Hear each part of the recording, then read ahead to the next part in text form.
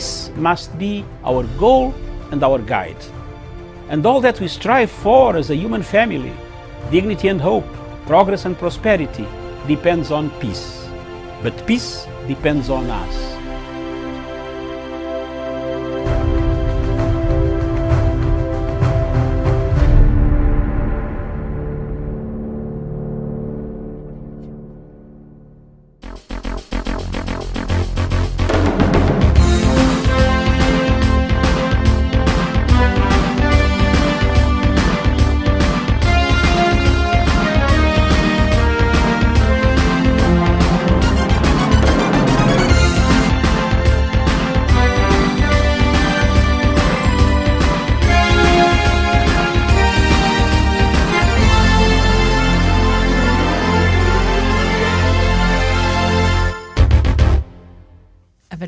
To you, and indeed thank you so much for joining us this morning. It is the 19th of January 2021. The show is Good Morning Africa.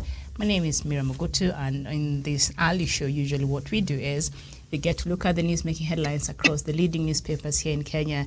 And so thank you so much. We'll bring ourselves up to date with what is happening from that a phone interview President Uhuru Kenyatta had with a certain radio station to the land grabbing conversation that has now started between Deputy President William Ruto and opposition candidate there, Stephen Kalonzo Musyoka, the leader of Wife Party. So we have a lot to talk about, and of course the intrigues in Nairobi when it comes to our governor here also continue as Kananu swearing in as city governor was halted yesterday. So we have a lot of things to look at this morning, and let me just see if I can. All right, so let's just go to my panelists this morning, and I'm joined by Jevan Karanja all the way from Nanyuki. Jevan, good morning to you. Good morning, Miriam. Good morning to our viewers wherever they are watching us from. And good morning to my co-panelist, Douglas Kirimi. Thank you for having me on the show. All right, it's a pleasure to have you, Jevan. And also we are joined by Douglas Kirimi. Douglas, a very good morning to you. Very good morning to you, Miriam, and to our crew back at our headquarters in Nairobi. Good morning to my friend Jevan Karanja, and also good morning, good afternoon, and good evening to all our friends, and also people of the goodwill across the world. Okay, very well. So to start us off is the headline on the Star newspaper: DP land grab appetite is unrivaled, says Kalonzo. Ruto insists Kalonzo grabbed Yatta land. Claims ex-vice president is scared of losing Machakos by election. And yesterday I was watching that news piece, and let's just see, courtesy of Citizen TV, and this is what they had to say. Nairobi, January 18, 2021. Ladies and gentlemen of the press, and indeed fellow Kenyans, my attention has been drawn to spurious allegations by Deputy President William Ruto concerning the ownership of my Yatta farm. Addressing a rally in Bomet on Friday, DP Ruto made a frivolous and unsubstantiated claim to the effect that I grabbed government land in Yatta. The wild claims hold no water. The allegations are a cheap and a desperate attempt at character assassination. I have endeavored to uphold the highest moral and ethical standards in all my public affairs. I have nothing to hide, and I today challenge the authorities to open an investigation into this matter. I am today presenting myself for a thorough investigation by the Directorate of Criminal Investigation as well as the Ethics and Anti-Corruption Commission. I want the matter settled once and for all. Indeed, this is a time to separate the truth from lies and malicious propaganda. In the same vein, I challenge DP Ruto alias Arap Mashamba, well known for his unbridled greed for both public and private land, to offer himself for investigation concerning the following scandals that are in the public domain. 1.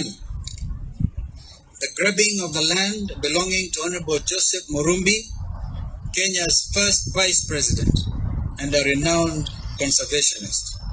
Indeed, across here we know of the Murumbi collection at the museums of Kenya. 2, the attempted land grab of the Langata Road Primary School playground, where innocent children were mercilessly tear-gassed and traumatized. Number 3, the grabbing of the piece of land on which Western Hotel stands. It is in public knowledge that the land is public property belonging to Kenya Airports Authority. Number 4, who grabbed the more than 100 acres belonging to the late Adrian Muteshi, an IDP who died out of bitterness and frustrations, having fought for more than 10 years trying to reclaim his land, albeit successfully. The DP was found criminally culpable. Number 5, DP Ruto should tell Kenyans the truth about who swindled Makindu Motors of millions of shillings, where a businessman lost over 300 million shillings due to shenanigans emanating from Arambe House Annex, his office. Number 6, can Harap Mashamba tell Kenyans how he acquired large tracts of land in Taita Taveta County? Indeed, he has made it a habit to hop across to Taita Taveta. Number 7, what does DP Ruto know about the fake arms scandal, where one of his bodyguards, Sergeant Kipyegon Kene, was brutally murdered? Number 8,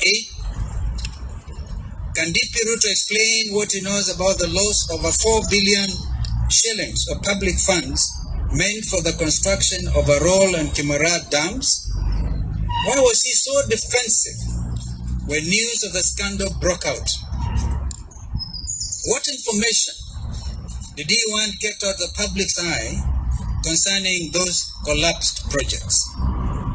Number 9, DP Ruto should be ready to also give a statement on what he knows about the recent camera scandal that led to one of his bodyguards to commit suicide. Is there more than meets the eye in that very sad incident? Number 10, I therefore demand on behalf of all Kenyans that the DP subjects himself to a transparent lifestyle audit. Let us be honest with ourselves. As leaders, in particular, and as Kenyans in general, we must learn to be accountable for all our acts and omissions, acts of omission and commission.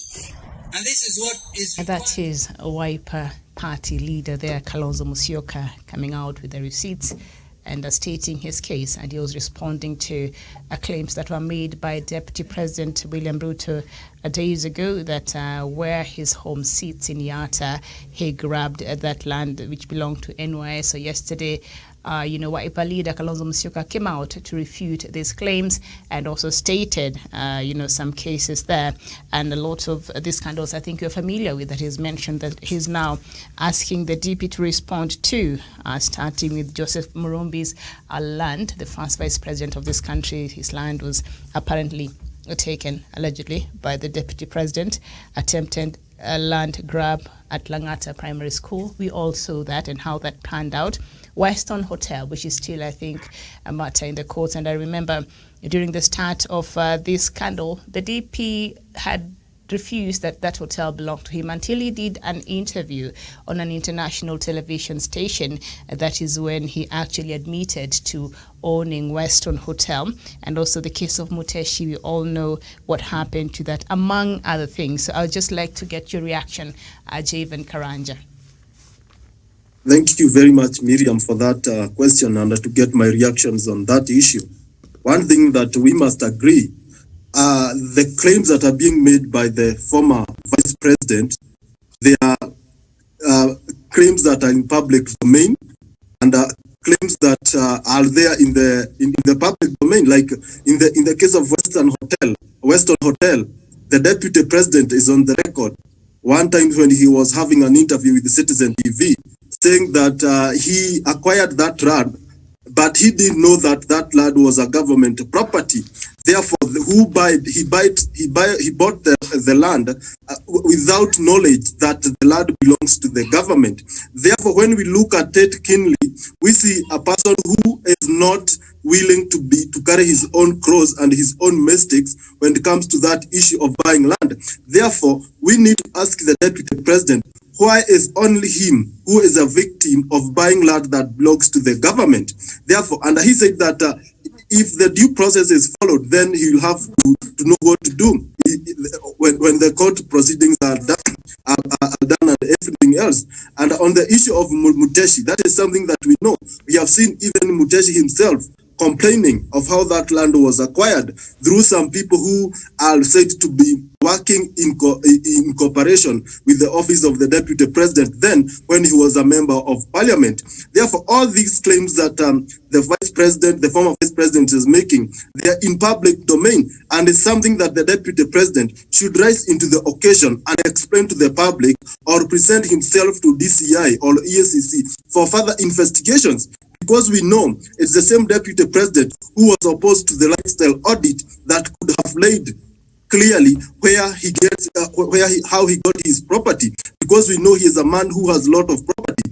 Therefore, on the same issue of corruption, because acquiring this land amounts to corruption, we have seen the deputy president going around with cash, disposable cash, in every function, the church every time. And sometimes in 2018, he used to camp in Mount Kenya region every Sunday, giving on harambes to build churches and so on. Therefore, is a man who is known for have disposable cash at his display. Therefore, we need to know how he gets this cash, because we know there are other government officials who even earn more amount than what he earns as a deputy president, but they don't have that amount of cash. Therefore, that leaves a lot of questions that should be answered by the deputy president and the investigation authority when they do their research and understand what is really going on and where he gets this money. And we have seen even in the former prime minister,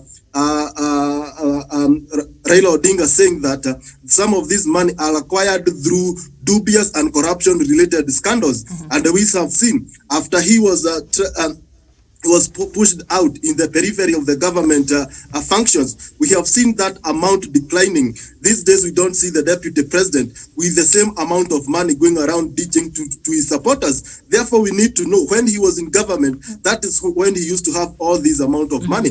And on the issue of the deputy president, claiming that where the former President Kalonzo Musyoka house sits on is a public land, that's an issue that needs to be substantiated in a court of law. Therefore, I ask, because all of them today, Miriam, what the deputy president and the former vice president they are doing, they are just telling us how they are unqualified to be in State House. Therefore, both of them, they need to carry their cross and they need to come out clearly and point out issue. And Kenyans are watching. These people are not safe to lead this country. That is exactly what they are telling us. And it's best time for that. Both of them as presidential candidates, they are tearing each other apart. Therefore, Kenyans, we are left with an option to see them through in a better way, even in a better way that we cannot see when they are in their silent mode. Therefore, I urge them to continue tearing each other apart so that Kenyans will see the kind of people that are pretending to lead this country. And we are happy for them. Let them continue with the same spirit. We need to know more on how they get these properties. Okay, very Thank well. you. Thank you so much, Jevan. Except for Wiper leader Stephen Kalonzo Musyoka there, he says, I uphold the highest moral and ethical standards in all my affairs. I have nothing to hide, and I today challenge the authorities to open an investigation into this matter. So he was only responding to this matter because Ruto brought it up, and now he's saying, hey, I'm open. Let the authority. I'm submitting myself to the relevant authorities to come and do the investigation so that this matter would be settled once and for all. And Kalonzo Musyoka, he might be a lot of things, but we don't know him so much to be, mentioned widely when it comes to corruption in this country. He's just one of those few leaders who has managed to evade the corruption tag over his head. So let's see just how that will pan out. Douglas, DP Ruto, when he was bringing up this matter, the land grabbing matter concerning former DP Kalonzo Musyoka, is it something that he should have thought through? Because we know he has been accused widely, Deputy President himself, and for a moment there, nobody has been bringing these cases up of lately. People have been focusing on the Hustler Nation and things like that. So will this work to his disadvantage? Because now people will start reminding him of the many cases of corruption and land grabbing that he has been accused of. Thank you, Miriam, and thank you for that question. One thing I believe is that Kenyans from all walks of life know who the Deputy President of the Republic of Kenya is. He is a corrupt man. He is a blood thief who has been stealing from the poor people of this world. Deputy President William Ruto is on record killing Adrian Muteshi, who he grabbed his 100-acre land in Eldoret, and Muteshi died out of stress because he could not be paid by Deputy President William Ruto. Douglas, we cannot make such wild claims. He did not kill Muteshi. We have to be very careful on how we word our conversation. But he died, but DP did not kill him. So we cannot say he didn't kill him, but you have seen the statement that has been made by a former vice president of this country.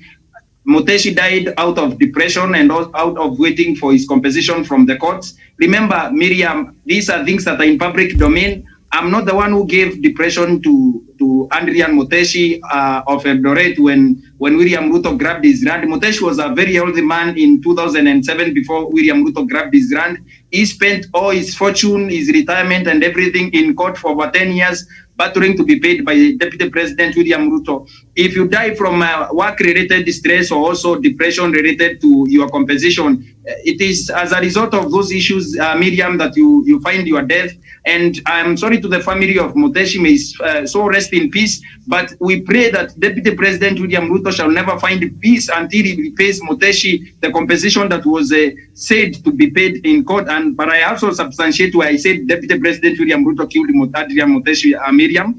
But it is in public domain. The Aurora and Kimwarel dams, 64 billion has been lost. Mm-hmm. Also, the vice president has said, the former vice president has said that this is money that is in public domain. William Ruto was at the forefront defending these people.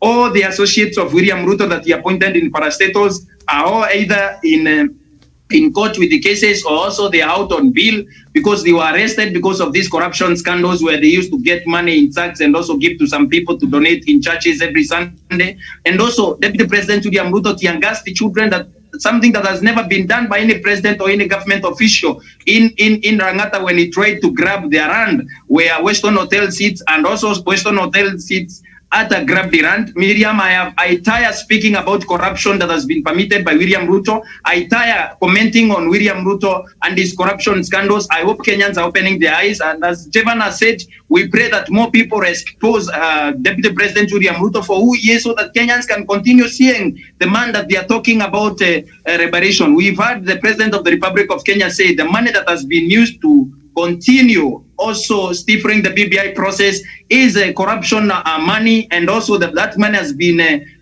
stolen from the government projects. And remember, the president said the roads that you can enjoy all over the country, the infrastructure that you can enjoy, has not been built from anywhere else rather than his office.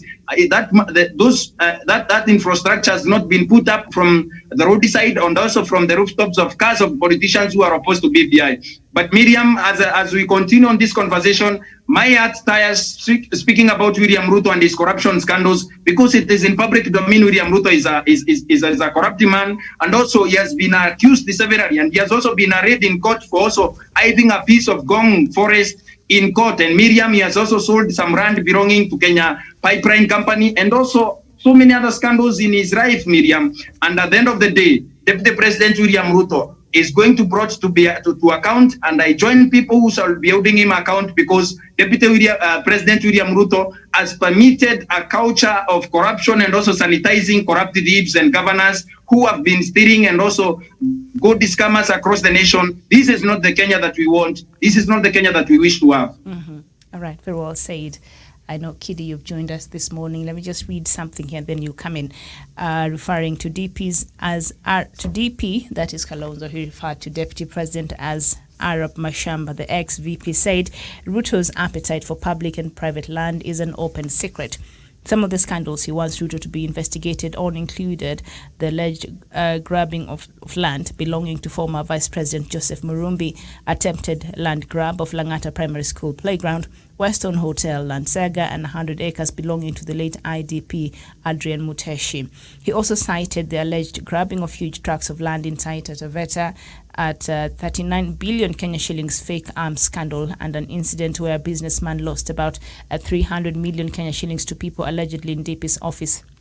And Kalonzo continues to say, can DP Ruto explain what he knows about the loss of billions of public funds meant for the construction of Aurora and Kimorel dams? Why was he so defensive when news of the scandal broke out? What information did he want kept out of the public eye concerning those collapsed projects? In a rejoinder to Kalonzo, Ruto's spokesperson David Mugonyi maintained the Yatta land was illegally acquired. And so former Vice President there has said, you know what, I'm open to any form of investigation.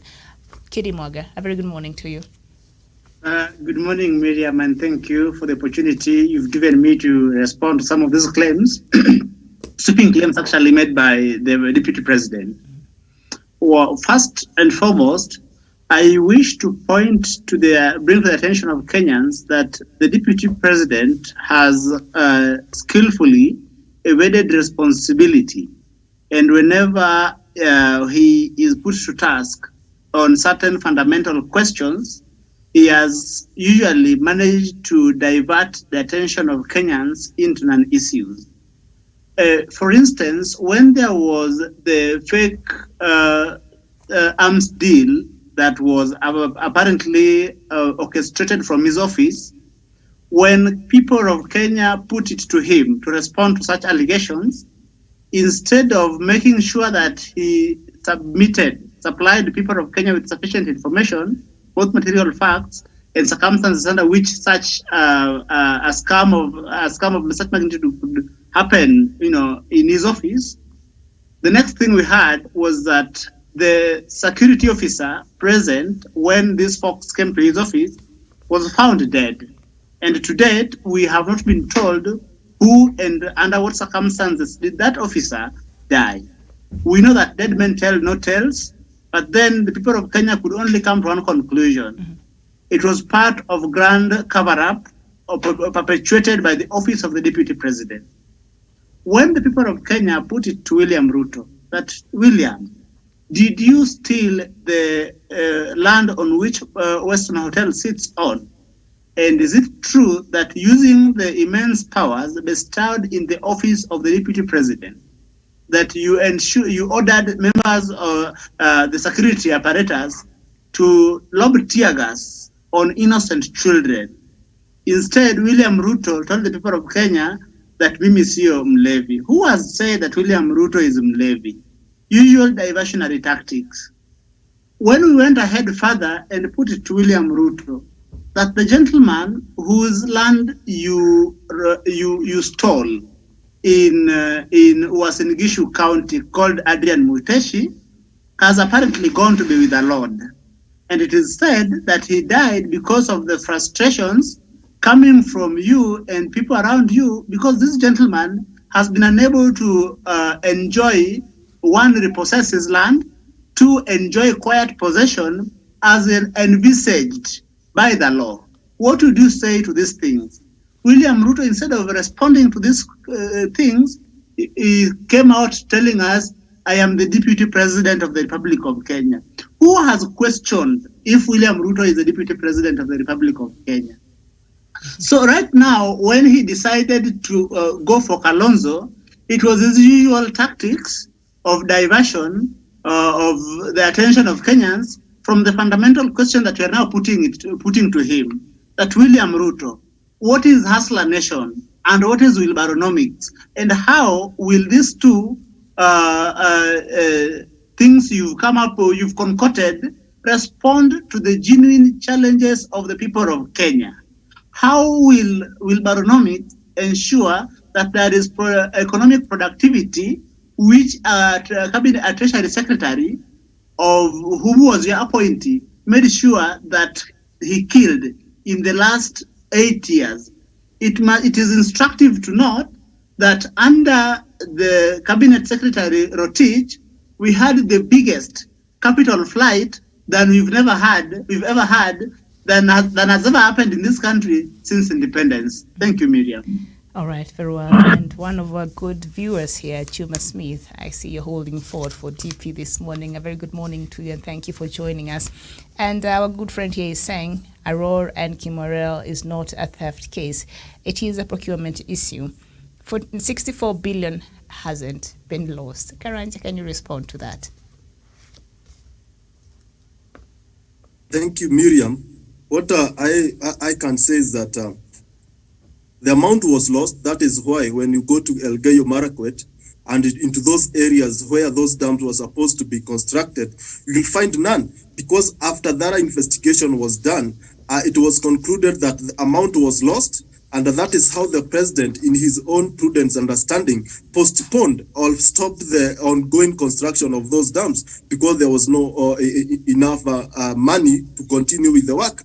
And we also saw the deputy president answering those allegations and saying that it was only 7 billion that was lost in that scandal, meaning, Juma Smith, that something was lost. Maybe we don't know the right figures. Maybe the figures are not as we are not as clear as they sound, but something amount of money was lost. That is the information that is in public domain. Therefore, in all these cases, we have seen the deputy president, when corruption allegation is mentioned, when corruption scandals emerge in this country, we see his people retreating back to their tribal territories, and they come up saying that their man is being targeted. When we had the KPLC and so on, they say our man is being targeted. This is because that most of this corruption came from that office of the deputy president. We are not saying that the deputy president is the only corrupt person. It's only that he is mentioned. He is in the centers of these major scandals in this country. And that is why I said earlier, we need to see these leaders tearing each other apart so that Kenyans will see. Now we have an allegation that is not substantiated, that the Kalonzo Musyoka home is in a public land. We need these leaders to come out and take themselves into investigative authorities so that this matter can be concluded, so that the public domain, if what is in public domain is propaganda, is rumors, can be substantiated, and we know where the facts are and where miscellaneous information lies. That is the kind of story that we need to see. Therefore, as we move on, Kenyans, let's open our eyes and see the kind of people that we are preparing, or who are preparing themselves to be elected as the presidents of this country. Let's see them and see who they are. And it's high time, Miriam, as Kenyans, we start looking at the track record of these leaders. Whether it's the former Vice President Kalonzo Musyoka, we go out and we bisect from he was a member of parliament in 80s. What has he done substantial to take this country to the next level? Even in the case of the Deputy President William Ruto, from he joined politics in the early 90s, what has he done? What has he achieved to better the livelihoods of Kenya? That is the only way, because history and their past is what will set the precedents on what they will become in future and who they are currently. That is the kind of thing that we need to do. We go back and we look so that we end up, when we go to vote, we vote from a point of knowledge and from a point of understanding who the characters are, even if it means going back to their university days, so that we know the kind of leaders we elect, so that we avoid going on this trap of people who have sweet words, and after we elect them, they abandon us, they abandon the cause that they promised Kenyans, and they end up misbehaving, engaging in corruption, and doing all manner of things that will not this country to the next level. Okay, well, thank you so much, Douglas.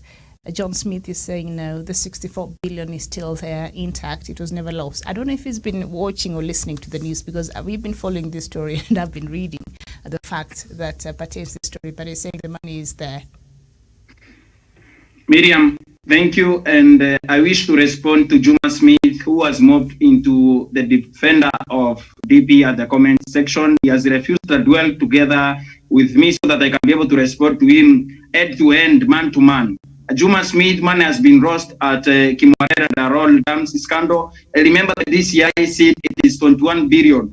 Between yourself, who is saying that the money is intact, and the DCI that has been mandated by law and also been mandated by your taxes and my taxes to investigate and also to deter and to stop crime from happening.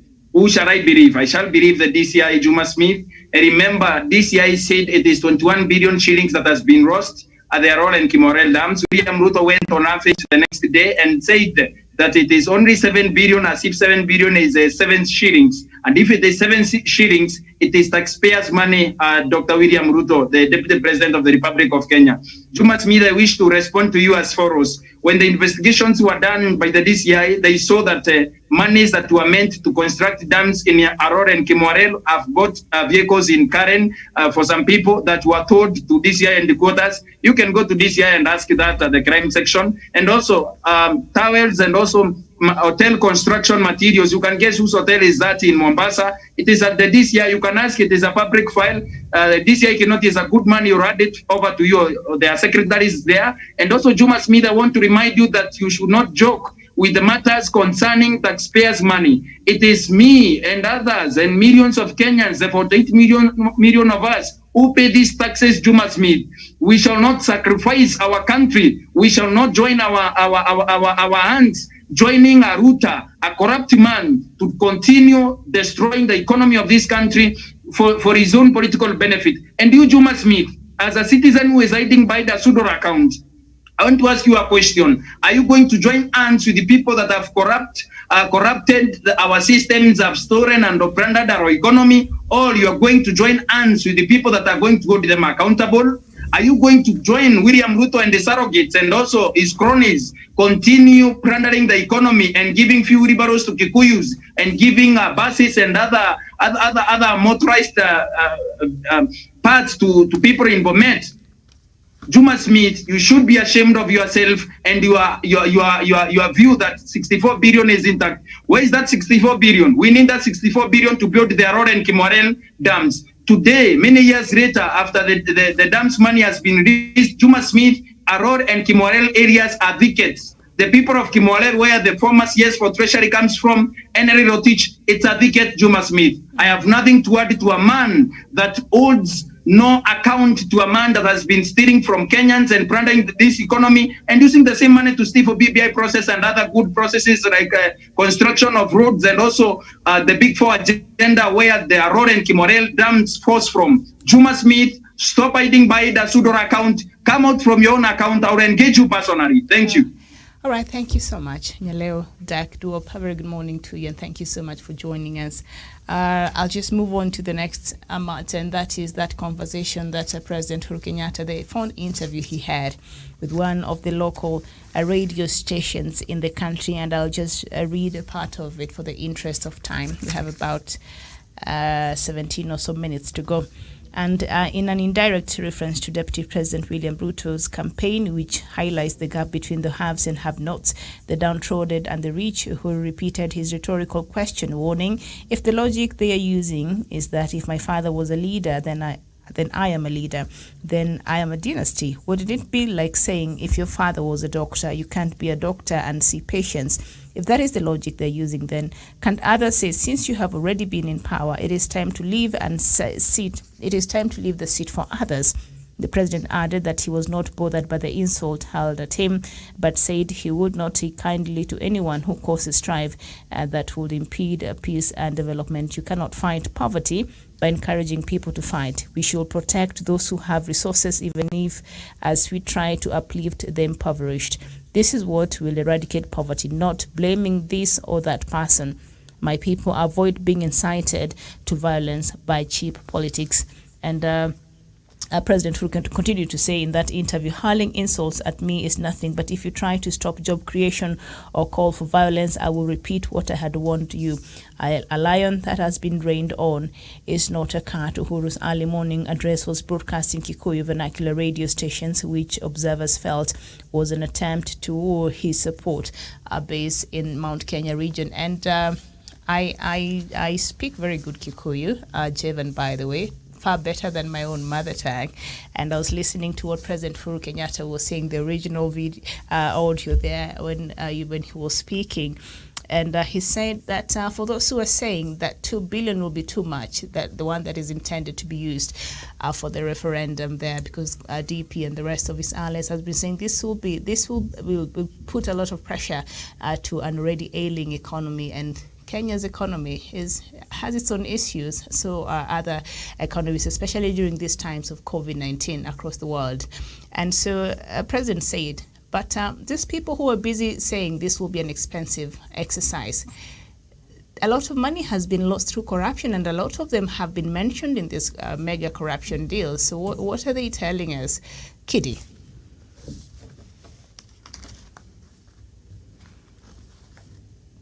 All right, Javan. Thank you very much, Miriam, and for that question. And let me say this, it's on point that I listened to what the president was saying, because he came in all Kikuyu vernacular stations from Ikameme, Inoro, and all of them. And he was there addressing the people of Kenya and the people of Mount Kenya in general. And he was really talking on matter BBI and the development record in this region. And the one thing that has come out clearly, Miriam, is on the issue of the BBI.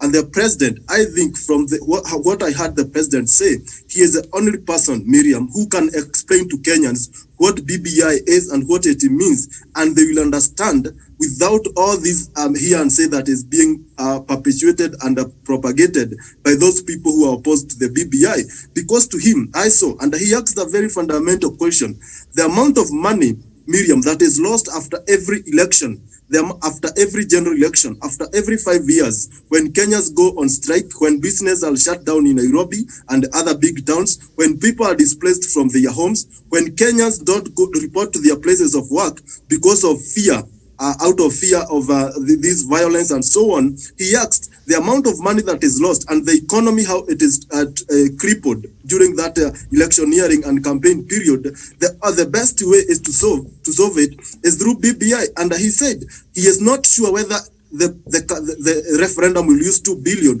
but what he knows, the amount of money that is lost when we have a disputed election in this country is more than 2 billion, and the amount of money that is lost in this country from corruption-related scandals is bigger than 2 billion. Therefore, he said... All right, very well. We apologize. We suffered a technical problem there, but Javan was stating his case on what the headlines see on the Standard newspaper, saying tough call for Uhuru as he takes on Hustler Nation. And during yesterday's, let me just read also part of what President Uhuru Kenyatta said yesterday. And he continued to say, and reacting to the broadcast, Nyeri Town Member of Parliament Ngunjiri Wambugu warned Central Kenya leaders to heed the president's call and avoid the dynasty versus hustler narrative, warning it will lead to disorder. The MP said such politics could lead to attacks on the properties of those perceived to be rich, ignoring that the assets they own are a result of hard work and sacrifice. However, his Bahati counterpart Kimani Ngunjiri had a different view, saying Uhuru's move to address Kenyans through vernacular stations indicated that he had lost contact with the people. He should have used a universal understood language as a president. The president has promised many people that he would support them to succeed him. This kind of confusion leaves the country in a tense moment, which is not healthy for our cohesion. He should steer clear region until the right time for him to speak comes, said Ngunjiri. What shall the president tell those who feel will shortchange as he favors a particular candidate? He shall leave his perceived supporters in trouble and viewed as traitors. The president there, he continues to talk. So that is what happened yesterday, and I think that I will. All right, as we wait for them to come. So on the same headline this morning, tough calls for Uhuru down there, banning issues, hustler narrative. You cannot fight poverty by encouraging Kenyans to fight political battles along class lines. That is what President Uhuru Kenyatta said yesterday. And then number 2, building bridges. The BBI is meant to secure the future, not benefit contenders in 2022 elections. And President Uhuru Kenyatta there was explaining in his native language, and he said, for those who they have been saying that this BBI is meant for Raila to be the president of this country, that is a misrepresentation, because BBI, what President Uhuru Kenyatta there said yesterday, is meant for national unity and for the prosperity of the country and for the generations to come. Ajay, you're speaking, and we apologize for that technical hitch, so that complete your thought as we come close to our show today. Okay, thank you very much, Miriam, and sorry for the interruption. It's okay. One thing that I was saying is that the president was categorical that we better sacrifice 2 billion and avoid all the mess that we put this country into. And he said that the people in the government, and mostly those who oppose to the BBI, they are in the scandals. They are in center stage of all corruption scandals in this country. So it is time they save Kenyans from that ignorance, and they support this document that seeks to bring sanity and to heal this nation completely. Therefore, that to me is something that is good for this country, and so it's beneficial. And also number 2 thing that he said, he has not been touring Mount Kenya region, and people are saying that the crowd is hostile. That is the rumors that people have been peddling, that the hostile or the president not be welcomed. But president said, when you people elected me, you gave me a mandate to go and bring development. I have an agenda. I have an ideology, I have something, I have a foundation that I must work on, and that is the development in this area, that is construction of dams, roads and railways in these areas, and ensuring that our coffee tea is bought in good price. And that exactly what the CS Agriculture is doing. He is going around in public participation forum, getting views of Kenya on how they want the agricultural sector, mostly in coffee and tea, to be bettered, and how it can be done. That is what is happening. Therefore, he said, for now, I have a work to do. But after completion of my projects, I will tour Mount Kenya region. I will come tell, as I came seeking votes, I will come now, this is what I promised, I have delivered. This road I promised, I have delivered. Then from there, we will talk and we will decide where to go. Where we will, as a Mount Kenya region, who is the next favorable person who can continue with the work that I'm doing. That's exactly what the president said. Therefore, he didn't say that he will support anybody, but he said a person who can continue with his legacy, a person who will continue ensuring that the region and all this country is developed. That is the person to him he wishes will continue with the work that he has already started. To me, that is something good, because we want a leader who is visionary, a leader who is futuristic, and leader who has a development record, and that's something that will work for all Kenyans. And finally, on the issue of Raila Amolo Odinga, the president said he is not pushing for Raila Odinga to be the presidential candidate or to be supported by Mount Kenya region. They joined with Raila Odinga the same way he joined hands with the Deputy President William Ruto in 2013 to bring sanity and to bring cohesion in the areas of Kalenjin and the Kikuyus in the Rift Valley. That's exactly what he had done when he joined hands with the former Prime Minister Raila Odinga to bring inclusivity, to bring peace in this country, so that no Kenya will feel sidelined, no Kenya will feel like he is not part of this country. And that is the agenda that they are working for. Therefore, the president said that he is not in any way supporting the former prime minister. They are only working as they were working with the deputy president. And he said he is not in any way trying to curtail the presidential ambitions of his deputy, William Ruto, because Kenyans at the end of the day will decide who will continue with the work that President Uhuru Kenyatta has already kickstarted. All right, thank you. Very well. President Uhuru Kenyatta is continuing the works of our third president, Mwai Kibaki. He picked on there and he added his own, legacy, and hopefully the person who will come after that shall continue and take us to even further levels there. As we conclude the show this morning, Kidi, I don't know if you're able to speak now. I hope I am able to speak. Okay, so as we conclude this matter, yesterday, President Uhuru Kenyatta, he's been trying to steer clear of the conversation because he does not want to get involved so much into the politics of it, because as we said yesterday, President Uhuru Kenyatta has work to do for Kenyans, all right? And so you would think his deputy also has the same, but we've seen he has so much time in his hands. And yeah, so President yesterday said this BBI is not meant for Raila to go to State House. And this hustler narrative that seeks to divide Kenyans along classes, and I think Kalonzo also alluded to that when he was giving that press conference yesterday. He said this is dangerous narrative, and he gave an example of that guy whose car was burned because people believed he's coming from the haves, and so the have-nots were not very happy with that. I mean, these are things we've been talking about, but go ahead if you listen to President Uhuru Kenyatta's interview yesterday and how you can sum on that. Well, one, the president was calling out the bluff of William Ruto, that one, the BBI, the possible referendum would cost much more than the economy can sustain. And then actually the president, I think, was putting it to him, that do you think if the economy cannot sustain the referendum, do you think the economy can sustain your thievery, the thievery that you have orchestrated from the elevated position of the deputy president and your ilk? And I think that is a question that William Ruto needs to really respond to this time round without diverting the attention of Kenyans as he's been doing. The other thing that we must also mention in the same vein and breath is what my brother has pointed out, that if the economy cannot sustain a referendum, do you think the economy can sustain the disruptions that happens every year, 1 year before elections and 2 years after elections?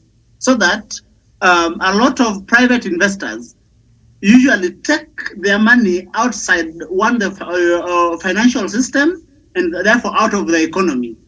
And therefore usually that leaves the economy very weak and very exposed and very anemic. And then it is usually after they are assured of stability, that is when they again re-inject that money back into the economy. So that there is usually the start, stop in our economic agenda that is usually very disastrous. When the president and the prime minister came together in the BBI, in the handshake and subsequently in the BBI, they were saying that one of those things that we must deal with conclusively and make sure that it is something that is put to rest is this capital flight that happens during every electoral cycle. William Ruto, if he was genuine about the plight of the have-nots, William Ruto would have supported the BBI process, because people like, okay, I am a have-not, so that if William Ruto was genuinely interested in my plight, he would have ensured that even in times of elections, even when elections are divisive, as elections are always are, that usually we have constitutional firewalls and legal firewalls that ensures that I am not uprooted from my home, that militia men in bows and arrows do not attack me, that security men wearing the uniform of security apparatus do not break my door and beat me up and beat my wife and kill my child. So these are fundamental questions that the president feels that we have to address, and right now, so that anyone saying that we have to address these things in the future is one being insincere. We've seen countries, Tanzania, Uganda, United States of America, going to elections, pandemic notwithstanding. So I think that it is now the president shifted the ball to their court. This time round, people of Kenya are listening. Can they respond if the economy can sustain their thievery and the disruptions that comes with political contest? Okay. Thank you. Thank you, Kitty. Douglas, shortly conclude it for us. Thank you, Miriam, and I hope the people of Kenya have seen what the Vice President of the Republic of Kenya has said. And remember, if this issue of Yatta rat grab was so major, William Ruto would have orchestrated a plan from government to embarrass the former Vice President of the Republic of Kenya, His Excellency Dr. Stephen Kalonzo Musyoka. And this issue of William Ruto, I hope the DCI is listening, I hope the NIS is listening, I hope the President of the Republic of Kenya shall crack the whip and send the people who have been used by William Ruto to prison, and also curtail his way into public office, because this is a rogue and defiant deputy who has been stealing with wanton reckless from the public coffers to fund anti-BBI activities across the nation. And also to the people of Kenya, when the election time comes, don't suspend your thinking. Vote with your soul, with your mind, and don't suspend your thought thinking that electing thieves is going to work miracles. You elected Waitito a thief in Kiambu, you saw what happened. You elected a thief Kasaine of Samburu, you saw what happened. People of Turkana have elected a thief in the name of Governor Narok 2 times. They have seen. People of Nairobi elected Governor Mike Sonko. They have seen what people who don't use their sense see in elections. Right. Thank you, and I submit. Thank you so much. Douglas Kirimi, thank you so much, Jevan Karanja, and thank you so much, Kidi Mwaga. And just before we go, for the sake of our viewers from Uganda who I think this is the place they come to get the latest news, especially for those who are outside Uganda. As we know, the internet was restored yesterday, but social media is still blocked. But I was able to speak to a friend of mine in Uganda. We were able to WhatsApp. I think maybe it's only WhatsApp that is working. I don't know. Let me know. And as you speak, Uganda police is said to have raided the opposition party headquarters yesterday. And just a few minutes ago, Ugandan troops blocks U.S. ambassador from opposition leader's house. The U.S. ambassador to Uganda was trying to access opposition leader's house, but the Ugandan police there, or army, I don't know who is sitting there, they blocked that. And so that is the latest. And as I said there earlier, Uganda, the internet has been restored, but social media continues to be blocked. I don't know why they raided the opposition. If President Museveni already won the election, so now what is the problem? Get sworn in or whatever, because I think Bobby Wine, they're intending to go to court and I think challenge the results. And so I don't know. Uganda. All right. Thank you so much. This has been Good Morning Africa. My name is Miriam Mugutu. Dr. Matsanga will be coming at 11 a.m. with the diplomatic leaks. So he shall be leading that conversation. And that is something you do not want to miss. Bye-bye for now.